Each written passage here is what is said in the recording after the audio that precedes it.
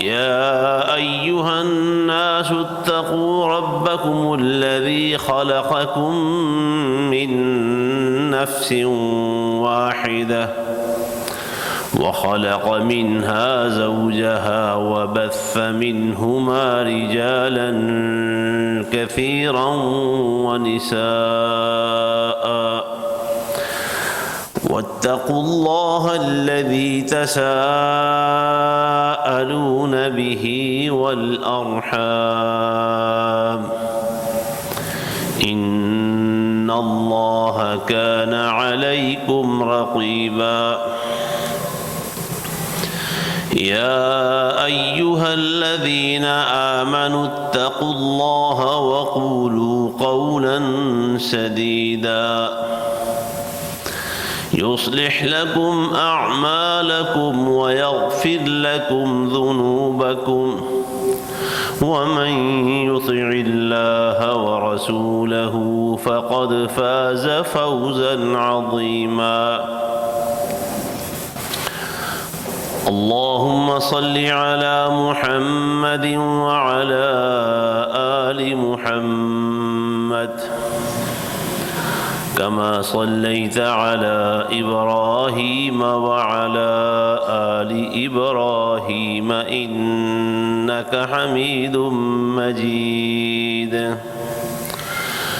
اللهم بارك على محمد وعلى آل محمد كما باركت على إبراهيم وعلى آل إبراهيم إنك حميد مجيد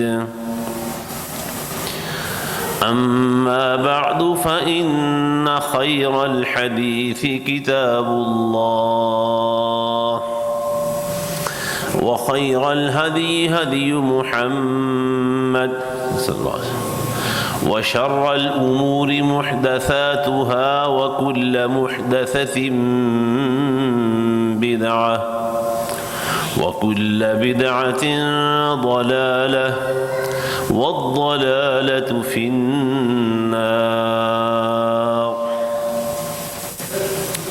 سبحانك لا علم لنا إلا ما علمتنا إنك أنت العليم الحكيم اللهم انفعنا بما علمتنا وعلمنا ما ينفعنا وزدنا علما الحمد لله على كل حال ونعوذ بالله من حال أهل النار رب أعوذ بك من همزات الشياطين وأعوذ بك رب أن يحضرون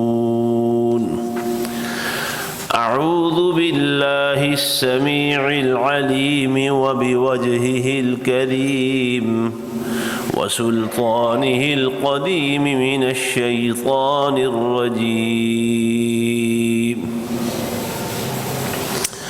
ولقد صرفنا في هذا القرآن للناس من كل مثل وكان الإنسان أكثر شيء جدلا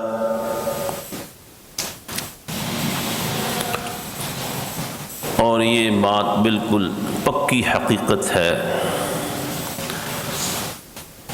کہ ہم نے اس قرآن میں بہت سی مثالیں بدل بدل کے بیان کی ہیں لوگوں کی خاطر، اور انسان جھگڑا کرنے والوں میں سے سب سے زیادہ جھگڑالو ہے۔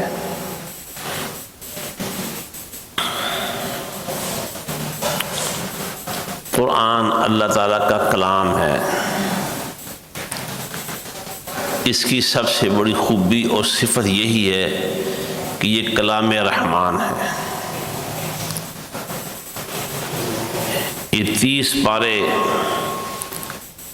اللہ تعالیٰ نے اپنے بندوں سے کلام فرمایا ہے۔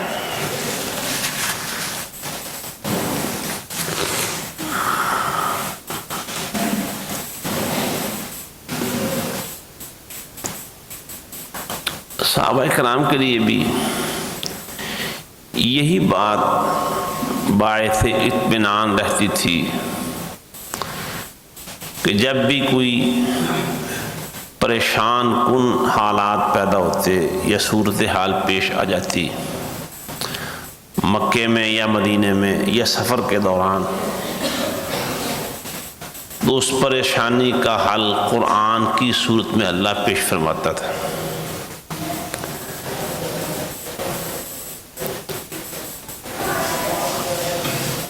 تو قرآن مجید اس کی مختلف صورتیں اور شکلیں ہیں۔ پہلے بھی اشارہ کیا تھا کہ قرآن کے بعض مواقع ایسے ہیں، یا یوں کہہ لیں بعض صورتیں اور آیات ایسی ہیں اللہ تعالیٰ نے ان میں قسمیں اٹھائی ہیں۔ اسی طرح قرآن مجید کی ایک صورت یہ ہے کہ اللہ تعالیٰ نے اس میں مثالیں بیان کی ہیں۔ وہ تاریخی مثالیں بھی ہیں یا بات کو ذہن کے قریب کرنے کے لیے کوئی نہ کوئی مثال پیش فرمائی ہے اللہ تعالیٰ نے، اور قرآن اپنی مثالوں سے بھرا ہوا ہے۔ مفسرین نے قرآن مجید کی وہ آیتیں جن میں مثالیں بیان ہوئی ہیں ان کا الگ سے اہتمام کیا ہے۔ امام ماوردی ہوئے ہیں، امام حافظ ابن قیم الجوزیہ ہیں رحمہم اللہ تعالی، ان کی اس موضوع پر کتابیں موجود ہیں۔ انہوں نے قرآن مجید کی ان آیتوں کی تفسیر کی ہے الگ سے جن میں اللہ تعالیٰ نے مثالیں بیان کی ہیں۔ تو یہاں سورہ الکہف کی آیت نمبر 53 میں اللہ تعالیٰ نے آیت نمبر 54 میں اللہ تعالیٰ نے فرمایا کہ ہم نے اس قرآن میں لوگوں کے لیے ہر قسم کی مثال بیان کی ہے۔ اور میں جیسے عرض کر رہا ہوں کہ مثال سے بات سمجھنے کی میں آسانی ہو جاتی ہے، بات انسان کے دل دماغ کے اور ذہن کے قریب ہو جاتی ہے۔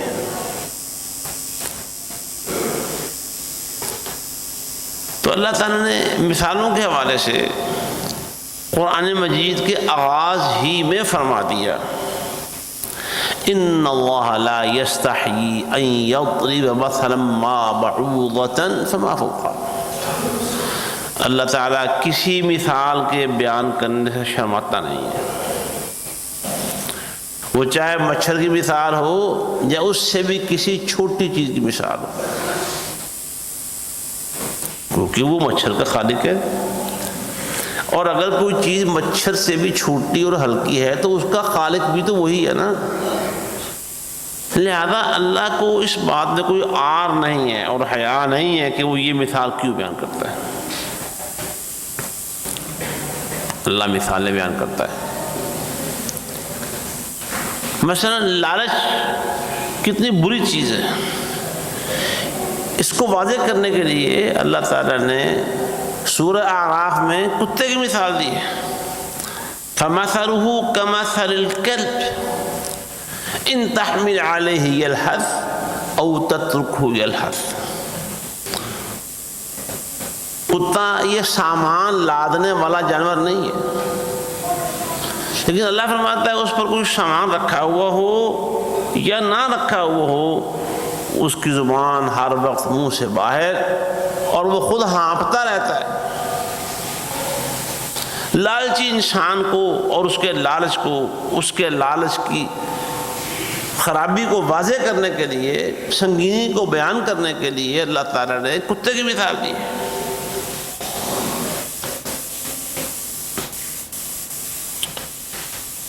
پھر انسان پر جب کوئی ذمہ داری ڈالی گئی ہو اور وہ اس ذمہ داری کی تکمیل نہ کر رہا ہو تو یہ کام کتنا خراب ہے، اس کی مثال بیان کرنے کے لیے اللہ تعالیٰ نے گدھے کی مثال بیان کی. مثل الذین حملوا التوراة ثم لم يحملوها كمثل الحمار يحمل اسفارا. جن لوگوں کو تورات کی ذمہ داری دی گئی کہ تورات کا پیغام آگے خود اس پر عمل پیرا رہیں اور اپنی قوم میں اس تورات کو وہ نافذ و قائم رکھیں، لیکن انہوں نے یہ ذمہ داری پوری نہیں کی. تو فرمایا جنہوں نے یہ ذمہ داری پوری نہیں کی ان کی مثال گدھے جیسی ہے جس پر کتابیں لدی ہوئی ہوں.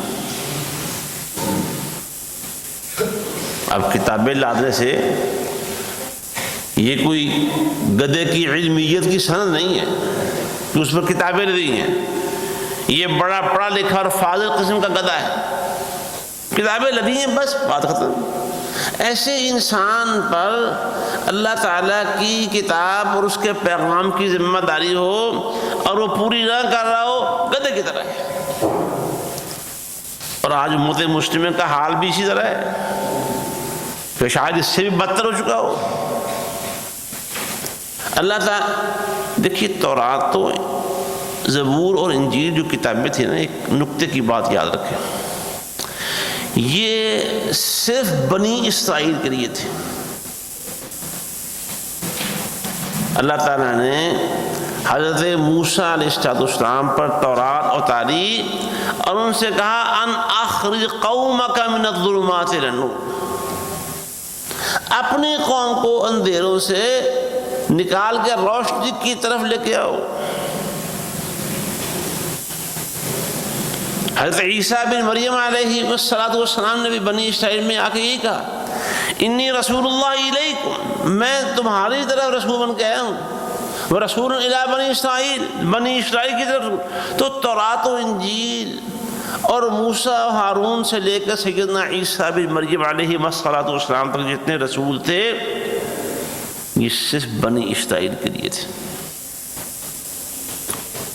ان کی ذمہ یہ تھا کہ تورات کا پیغام بنی اسرائیل میں قائم و دائم رکھنا ہے. بنی اسرائیل کو اللہ کے اس پیغام پر عمل درآمد کی دعوت دیتے رہنا ہے، مگر انہوں نے پورا نہیں کیا. تو ان کی مثال گدھے جیسی ہے.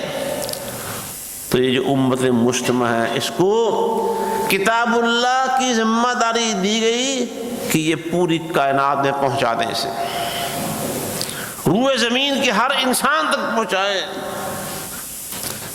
انسانوں کی جتنی نسلیں اور رنگ ہیں، ان کے جتنی زبانیں اور قومیں ہیں، ان کی سب کو اللہ کا قرآن اور اللہ کے نبی صلی اللہ علیہ وسلم کا پیغام پہنچا دیں، سب تک ختم نبوت کا اعلان کر دیں، مگر نہیں پورا کر رہے. امت سوئی ہوئی ہے.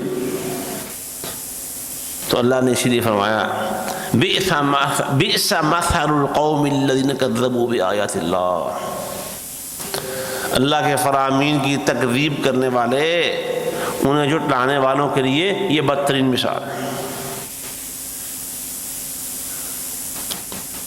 پھر غیبت کتنا سنگین گناہ ہے، کتنا سنگین جرم ہے غیبت. اس کی سنگینی بیان کرنے کے لیے مثال دی سورہ حجرات میں وَلَا يَغْتَبْ بَعْضُكُمْ بَعْضًا. پہلے فرمایا کہ کوئی کسی کی غیبت نہ کرے، کوئی مسلمان کسی مسلمان کی غیبت نہ کرے. رسول اللہ صلی اللہ علیہ وسلم نے فرمایا کسی کے پیٹھ پیچھے اس کا عیب بیان کرنا یہ غیبت ہے. پہلے سوال کیا سیدنا ابو ہریرہ رضی اللہ تعالیٰ عنہ سے مروی ہے، پہلے آپ نے سوال کیا کہ غیبت جانتے ہو کیا ہوتی ہے؟ اور صحابہ نے اپنے معمول کے مطابق کہا اللہ و رسول عالم. تو آپ صلی اللہ علیہ وسلم نے پھر اس کی بات واضح کی غیبت یہ ہے کہ اپنے بھائی کا تذکرہ اس کی غیر موجودگی میں ان الفاظ اور ان باتوں کے ساتھ کرو جنہیں وہ پسند نہیں کرتا. غیبت سے منع کیا. تو اللہ تعالیٰ نے فرمایا کہ غیبت کیا ہے؟ اَيُحِبُّ أَحَدُكُمْ ان یأکل لحم اخیہ میتا فکرہتموہ، کیا تم میں سے کوئی پسند کرتا ہے کہ اپنے مردے بھائی کا گوشت کھائے؟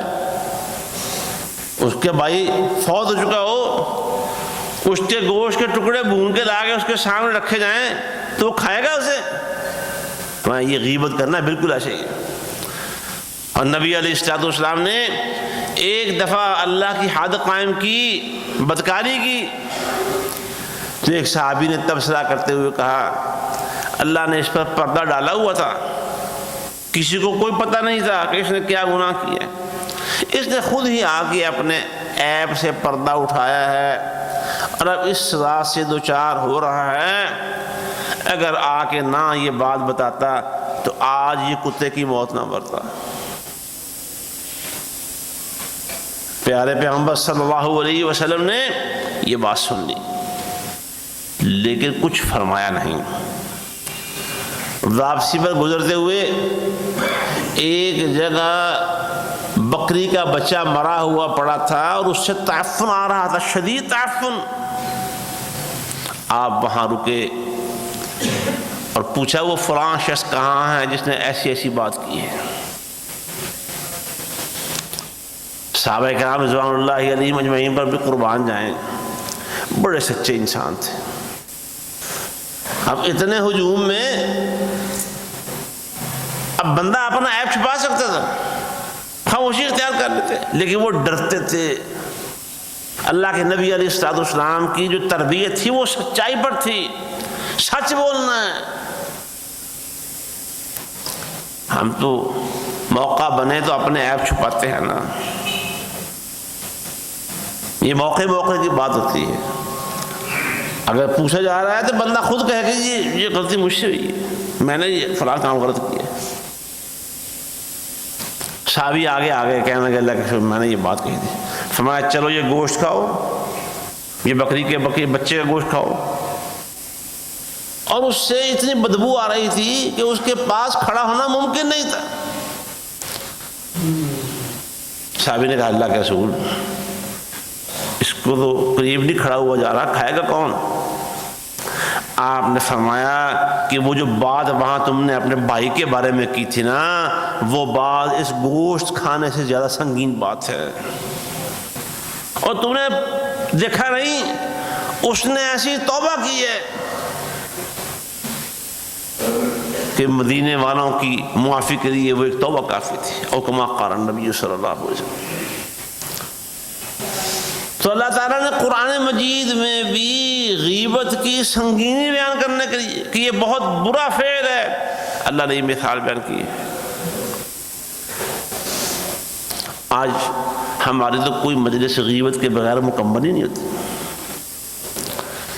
جب تک لگائی بجھائی نہ کر لیں ہماری مجلسوں میں رنگ بھرتا ہی نہیں ہے۔ حالانکہ یہ بات پکی ہے، ہم جو بولتے ہیں، جس طرح وہ کہتے ہیں نا کہ جو بوئیں گے وہ بعد میں کاٹیں گے بھی، آج جو کچھ بول رہے ہیں کل اس کا نتیجہ ہمیں لینا ہوگا اللہ کے ہزارے۔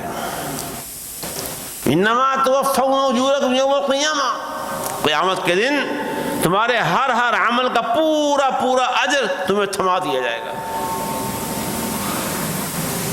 تو قرآن نے مثالیں بیان کی ہیں۔ پھر قرآن مجید میں جو مثالیں بیان ہوئی ہیں، بعض موقعوں پہ اللہ تعالیٰ نے پانی اور آگ ان دونوں کی اکٹھی مثالیں بیان کی ہیں۔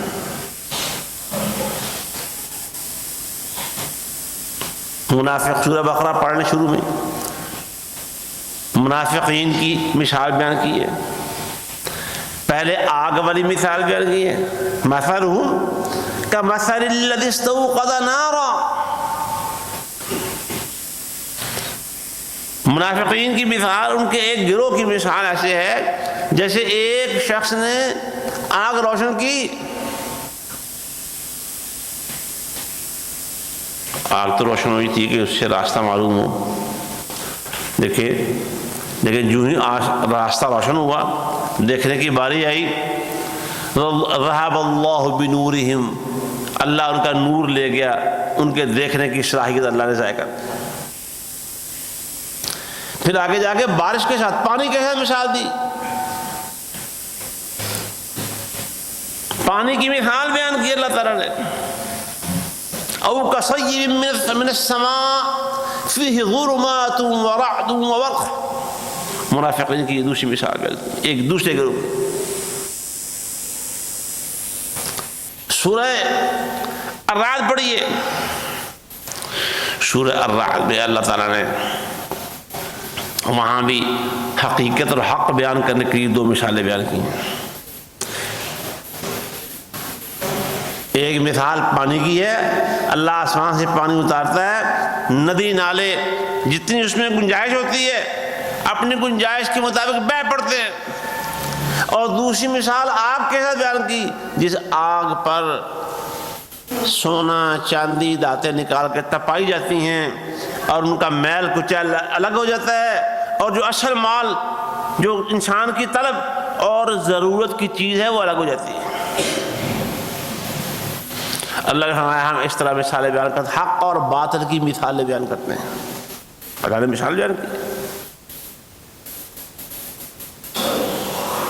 قرآن مثالوں سے بڑا بڑا ہے۔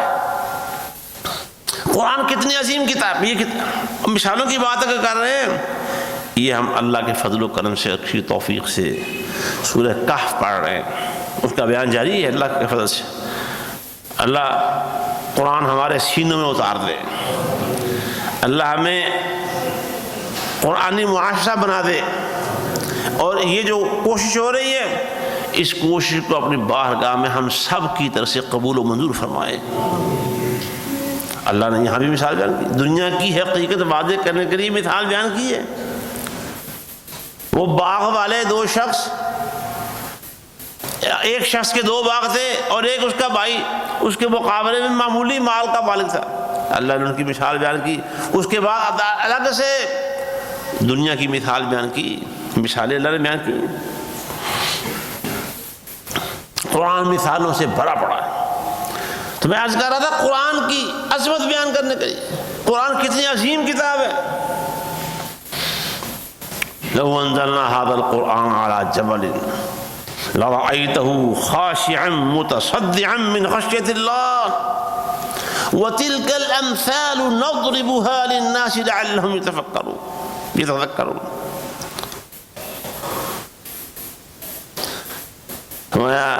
اگر ہم نے یہ قرآن کسی پہاڑ پہ اتارا ہوتا نا، تم دیکھتے اس پہاڑ کو لرزتا ہوا ڈرتا ہوا اللہ کے خوف و خشیت کی وجہ سے دیکھتے کہ پھٹ ہی جاتا وہ۔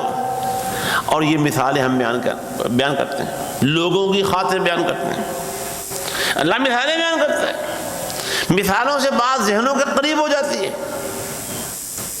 اسی طرح اللہ نے توحید کی مثالیں بیان کرنے کے لیے 23ویں پارے کے آخر میں فرمایا، اللہ تعالیٰ نے مثال بیان کیا، ایک غلام وہ ہے جو ایک ہی شخص کا سالم غلام ہے، سلام لرجل، اس سے پہلے فرمایا ایک شخص وہ ہے جس کے کافی سارے مالک ہیں، اس کے مالک زیادہ ہیں، سارے جھگڑالو ہیں آپس میں۔ ایک شخص ایک غلام وہ ہے جس کے مالک زیادہ ہیں سارے جھگڑالو۔ انہوں نے شراکت پہ ایک غلام خریدا ہوا ہے، سارے جھگڑالو ہیں، شراکت کی ہوئی ہے لیکن ہیں جھگڑالو۔ ایک اس کو ایک کام کہتا ہے، ادھر سے دوسرا کام کہہ دیتا ہے، ابھی وہ دو کام ہوئے نہیں دیکھ تیسرا اپنا کام کہہ دیتا ہے، پھر چوتھا، اور ہر ایک کا کہنا یہ ہے، یعنی مثال کا مطلب یہ ہے ہر ایک کا کہنا کہ میرا کام پہلے کرو، میرا کام پہلے کرو۔ اور ایک وہ شخص ہے جس کا آقا ایک ہی ہے، جس کا مالک ایک ہی بندے نے حکم دینا، ایک کو حکم دینا ہے 5 لوگوں نے ایک ہی ٹائم پر، اور ایک کو حکم دینا ہے صرف ایک آقا نے۔ اللہ فرماتے ہیں بتاؤ ان دونوں کی حالت ایک جیسی ہو سکتی ہے؟ آپ خود کامن سینس کیا کہتی ہے، عقل عام کیا کہتی ہے؟ کیا دونوں شخص کی زندگی ایک جیسی ہو سکتی ہے؟ کبھی نہیں ہو سکتی۔ اللہ نے یہ مثال بیان کی ہے توحید کو سمجھانے کے لیے۔ 17ویں پارے کے آخر رکوع میں اللہ نے فرمایا یا ایھا الناس ضرب مثل فاستمعوا له. لوگوں ایک مثال بیان ہو رہی ہے، ذرا دھیان سے سننا، کان کھول کے ہوش گوش سے سننا. اللہ کے سوا جنہیں تم پکارتے ہو، جنہیں حاجات کے لیے بلاتے ہو، جنہیں اپنی ضروریات کے لیے بلاتے ہو، جنہیں اپنی مشکلات میں پکارتے ہو، لن یخلقوا ذبابا، وہ ایک مکھی تک بنانے پر قادر نہیں. چاہے وہ سارے اکٹھے ہو جائیں، دنیا کے سارے معبودان باطلہ اکٹھے ہو جائیں، ایک مکھی نہیں بنا. مکھی بنانا تو بہت بڑا کام ہے. وہ کھانا کھا رہے ہوں اور مکھی اوپر آ کے بن بناتی ہے، اور ان کے کھانے میں سے کوئی چیز اپنی ضرورت کی اٹھا کے لے جائے، اس مکھی سے وہ چیز چھڑوا نہیں سکتے، واپس نہیں لے سکتے. یہ مثال بیان کی ہے کہ اللہ کے سوا جو تم نے معبود بنا رکھے ہیں یہ کسی کام کے نہیں. ما یملکون من قطمیر، یہ کھجور کی گٹھلی اور کھجور کے درمیان میں ایک باریک سا غلاف ہوتا ہے، پردہ ہوتا ہے. یہ بیچارے تو اس غلاف اور پردے کے بھی مالک نہیں ہیں، اتنی بھی ان کی حیثیت نہیں، ان کا اختیار اتنا بھی نہیں ہے. توحید اور شرک کو سمجھانے کے لیے اللہ نے کتنی شاندار مثال بیان کی. پھر یہی موضوع توحید و شرک کو سمجھانے کے لیے 20ویں پارے کے آخر میں ایک مثال بیان کی. فرمایا ہے اللہ کے سوا جن لوگوں کو پکار اور پوج رہے ہیں نا، ان کا حال ایسے ہی ہے جیسے مکڑی گھر بناتی ہے. کمثل العنکبوت اتخذت بیتا، وہ مکڑی گھر بنا لیتی ہے، اور ہوا ہمیں اس کا جالا دیکھ کر، مکڑی کا بنایا ہوا گھر دیکھ کر اندازہ ہوتا ہے کہ ہوا بھی چل رہی ہے. وہ معمولی سی ہوا کی جو جنبش بھی ہے اس سے وہ گھر اوپر نیچے ہوتا ہے، اور ذرا تھوڑی سی شدت آئے یا کوئی اس پہ پھونک مار دے اس کا گھر سارا تہس نہس ہو جاتا ہے.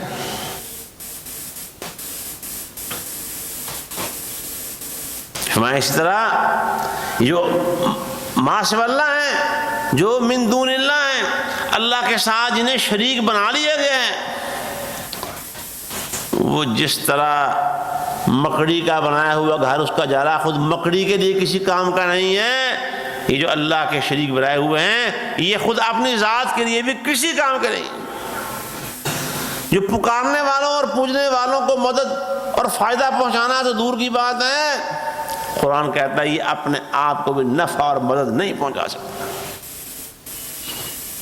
نفع اور نقصان سارے کے سارے صرف اور صرف اللہ کے ہاتھ میں. إن يمسسك الله بضر فلا كاشف له إلا هو وإن يردك بخير فلا راد لفضله ما يفتح الله للناس من رحمة فلا ممسك لها وما يمسك فلا مرسل له من بعده. سارے کے سارے نفع و نقصان اللہ کے ہاتھ میں ہے. اللهم لا مانع لما أعطيت ولا معطي لما منعت ولا ينفع ذا الجد منك الجد. یہ رسول اللہ صلی اللہ علیہ وسلم کا وظیفہ ہے جو فرض نماز کے بعد آپ کیا کرتے تھے، جس میں عقیدہ بیان ہوا ہے. نفع و نقصان کس کے ہاتھ میں ہے؟ صرف اور صرف اللہ کے ہاتھ میں. ابن عباس رضی اللہ تعالی عنہما سے مروی حدیث میں بھی یہی بات آئی ہے کہ نفع و نقصان سارے کے سارے کس کے ہاتھ میں ہیں؟ اللہ کے ہاتھ میں ہیں. اللہ سے نفع مانگیں، اور اگر کوئی نقصان ہو جائے اس نقصان کی تلافی کے لیے بھی اللہ کو پکارے ہیں. اللہ کر سکتا ہے. نفع ہو، اپنے آپ کو نہ دیکھیں کہ یہ میری فلاں پالیسی کا یہ فلاں فیصلے کر دی جائے. نہیں نہیں، سارے کے سارے نفع اللہ کی طرف سے. وہ نفع دینی بھی ہو سکتے ہیں، نیک کاموں کی توفیق بھی ہو سکتی ہے، نیک کاموں میں حصہ ڈالنا بھی ہو سکتا ہے، نیکی کو آگے پھیلانا بھی ہو سکتا ہے، لوگوں کی اصلاح اور لوگوں کو دعوت دینا، ان کے تزکیے پر کام کرنا، یہ بھی کوئی بھی نیک کام، کوئی بھی بھلائی کا کام، اور نقصان دینی بھی ہو سکتا ہے اور ہوتے رہتے ہیں۔ نماز سے رہ جانا بھی ایک نقصان، جماعت سے رہ جانا بھی بہت بڑا نقصان۔ ہمارے سلف صالحین یہ کہتے تھے جب جماعت سے رہ جاؤ تو سوچا کرو کسی گناہ کا نتیجہ ہے۔ نقصان سارے کے سارے کس کی طرف سے؟ یہ بھی اللہ کے حکم سے ہوتے ہیں۔ ہاں یہ الگ بات ہے، قرآن نے دونوں مسئلے بیان کیے ہیں، جتنے بھی نقصان ہیں ہوتے اللہ کے حکم سے ہیں اور ہوتے انسان کے گناہ کی وجہ سے، ہوتے اللہ کے حکم سے ہیں اور ہوتے اس کا سبب کیا ہوتا ہے؟ انسان کے گناہ ہوتے ہیں۔ سارے نفع نقصان میرے اللہ کے ہاتھ میں۔ نبی علیہ الصلوۃ والسلام دعائے استفتاح میں فرمایا کرتے تھے، یعنی یہ جو سبحانک اللہ پڑھتے ہیں ہم نماز میں، اس کو دعائے استفتاح کہتے ہیں۔ سبحانک اللہم، یا اللہم باعث بینی، یا دوسری دعائیں، یہ لمبی دعا میں یہ الفاظ بھی آتے ہیں۔ نبی علیہ الصلوۃ والسلام اللہ کے حضور ہاتھ باندھ کے کہا کرتے تھے الخیر کلہ بیدیک والشر لیس الیک، اے اللہ ہر خیر دنیا اور آخرت کی، دین و دنیا کی ہر خیر کس کے ہاتھ میں؟ صرف اور صرف تیرے ہاتھوں میں، اور جو شر ہے نا برائی، اس کی نسبت تیری طرف نہیں کی جا سکتی۔ تو نفع نقصان کس کے ہاتھ میں؟ اللہ کے ہاتھ میں۔ ہم بات کر رہے تھے، مثالوں کی بات کر رہے تھے، قرآن مثالوں سے بھرا پڑا ہے، اور یہ بڑا قرآن مجید کا دلچسپ موضوع ہے۔ قرآن پڑھا کریں، غور کیا کریں، ڈوبا کریں قرآن کے اندر، غوطے لگایا کریں، کبھی کوئی سورت پکڑ لیں، ایک ترتیب سے پڑھیں، چاہے جستا جگہ جگہ سے، کوئی یہاں کو وہاں سے، کوئی آخر سے، کوئی درمیان سے، کوئی شروع سے، کبھی کوئی سورت کبھی کوئی سورت۔ سورہ رحمان پڑھ لیں، سورہ قاف پڑھ لیں، سورہ زلزال پڑھ لیں، سورہ بقرہ پڑھ لیں، کوئی سورت، سورہ کہف پڑھ لیں۔ ابھی یہ سورہ کہف کا بیان اللہ کے فضل و کرم سے جاری ہے۔ اللہ ہمیں قرآن کے ساتھ ہی ساری زندگی منسلک رکھنا۔ سورہ کہف اپنے طور پہ شروع کر دیں، سورہ مریم شروع کر دیں، سورہ نحل شروع کر دیں، سورہ الغاز پڑھیں اس کو، اور لطف اٹھائیں، زندگی میں لطف بھریں، دلوں کو پرسکون بنائیں۔ اور یہاں دنیا میں ہم دنیا کمانے نہیں آئے، دنیا میں ہمیں اللہ کی رضا کمانے کے لیے بھیجا گیا ہے۔ اور اللہ کی رضا کیسے حاصل ہوگی؟ کمائی کیسے جائے گی؟ اللہ کی رضا تک پہنچا کیسے جائے گا؟ یہ قرآن بتائے گا آپ کو۔ جب بندہ قرآن کو اپنا ہاتھ تھما دیتا ہے، بس شرط یہ قرآن کو ہاتھ تھما دیں، میں اور آپ قرآن کو ہاتھ تھما دیں، پھر ہاتھ چھڑوانے کی کوشش نہ کریں۔ جو ہمارے بچے ماشاءاللہ چھوٹے چھوٹے ہوتے ہیں، پھر اللہ تعالیٰ ان کو بڑا بھی کر دیتا ہے۔ چھوٹے چھوٹے بچوں کو ہم انگلی پکڑ کے چلاتے ہیں، چلنا سکھاتے ہیں، اور ڈرتے ہیں اگر ہاتھ چھوڑ دیا، اس کی انگلی چھوڑ دی، گر نہ جائے، کسی غلط طرف نہ چلا جائے۔ قرآن کو ہاتھ تھما دیں، پکڑ لیں اس کو۔ اللہ قرآن میں خود فرماتا ہے وَاعْتَصِمُوا بِحَبْلِ اللَّهِ جَمِيعًا وَلَا تَفَرَّقُوا۔ قرآن اللہ کی رسی ہے، اللہ کی اس رسی کو مضبوطی کے ساتھ تھام لیں، اتنی مضبوطی سے کہ ہاتھ سے چھوٹنے نہ پائے، مضبوطی سے پکڑیں اس کو۔ پھر قرآن آپ کو اللہ کی رضا کے رستوں پہ چلائے گا۔ آپ کو مجھے اللہ کی رضا معلوم ہوگی، اس کے طریقے معلوم ہوں گے۔ قرآن میں عرض یہ کر رہا تھا، مثالوں سے بھرا پڑا ہے، اور اللہ فرماتا ہے وَلَقَدْ صَرَّفْنَا فِي هَذَا الْقُرْآنِ۔ یہ میں نے نمونے کے طور پہ چند مثالیں آپ کے سامنے رکھی ہیں قرآن سے، اور صرف تھوڑا تھوڑا مفہوم بیان کیا ہے۔ مفسرین نے ماشاءاللہ اللہ ان کو جزائے خیر عطا فرمائے، اور جو نفع انہوں نے ان آیتوں کی تفسیر میں بھرا ہے، اللہ اس نفع سے ہمیں بھی مستفید ہونے کی توفیق دے۔ جیسے جیسے اللہ موقع دے گا یہ بیان ہوتا رہے گا۔ یہ چند مثالیں اللہ فرماتا ہے، ہم نے طریقے بدل بدل کے بہت زیادہ مثالیں بیان کر رکھی۔ انسانوں کی خاطر، ہماری خاطر، میری اور آپ کی خاطر. لیکن فرمایا وَكَانَ الْإِنسَانُ أَكْثَرَ شَيْءٍ جَدَلًا. انسان کی فطری کمزوری بیان کی. انسان جھگڑالو بڑا ہے، انسان جھگڑالو بڑا ہے، جھگڑے کرتا ہے، تکرار کرتا ہے. منافقین کے بارے میں بتایا وَمِنَ النَّاسِ مَن يُعْجِبُكَ قَوْلُهُ فِي الْحَيَاةِ الدُّنْيَا وَيُشْهِدُ اللَّهَ عَلَى مَا فِي قَلْبِهِ وَهُوَ أَلَدُّ الْخِصَامِ. منافق تو سب سے زیادہ جھگڑالو ہوتے ہیں. اللہ ہمیں منافقت سے بچائے. قرآن جہاں مجھے اور آپ کو لے جانا چاہتا ہے وہاں چلے جائیں. قرآن مجھے اور آپ کو جہاں بٹھانا چاہتا ہے وہاں بیٹھ جائیں، اور جدھر جانے سے قرآن مجھے اور آپ کو منع کرتا ہے وہاں سے رک جائیں. قرآن کے راستے کو مضبوطی سے تھام لیں. وَكَانَ الْإِنسَانُ أَكْثَرَ شَيْءٍ جَدَلًا. قرآن نے کئی جگہ پہ اللہ نے بیان فرمایا وَهُمْ يُجَادِلُونَ فِي اللَّهِ وَهُوَ شَدِيدُ الْمِحَالِ. لوگ اللہ کی ذات کے بارے میں جھگڑا کرتے ہیں. هَذَانِ خَصْمَانِ اخْتَصَمُوا فِي رَبِّهِمْ. اور رب کے بارے میں جھگڑا کرتے ہیں. جھگڑا کیا ہے؟ وہ بی اور ہی کا جھگڑا جس طرح ہے.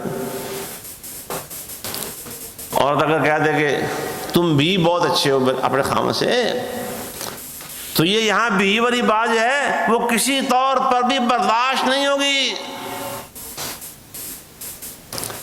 ایک فریق کہتا ہے اللہ ہی اس کائنات کا رب اور الہ ہے، اور ایک کہتا ہے اللہ بھی ہے. یہ بھی اور ہی کا جھگڑا ہے. تو وَكَانَ الْإِنسَانُ أَكْثَرَ شَيْءٍ جَدَلًا. وہ اللہ خالق فطرت ہے، ہمارا خالق ہے، اللہ کو پتہ ہے. انسان یہ بڑی فٹافٹ ڈیفینسو ہو جاتا ہے، اپنا دفاع کرنے لگ جاتا ہے. کوئی اچھی بات نہیں سمجھائے تو میرا یہ مطلب نہیں تھا. فرمایا وَكَانَ الْإِنسَانُ أَكْثَرَ شَيْءٍ جَدَلًا. انسان سخت جھگڑالو ہے. تو اللہ ہمیں انسانوں کی یہ والی قسم ہے اکثر شیء جدلا، اللہ ہمیں اس سے بچائے. ان لوگوں میں شامل فرمائے جو قرآن کی مثالیں پڑھتے ہیں، غور کرتے ہیں، اور غور کرنے کے بعد قرآن جو طلب کرتا ہے، قرآن کا جو مطالبہ ہوتا ہے، اس کو پورا کرنے والے جو لوگ ہیں، اللہ ہمیں ان میں شامل فرمائے. وآخر دعوانا ان الحمد للہ رب العالمین.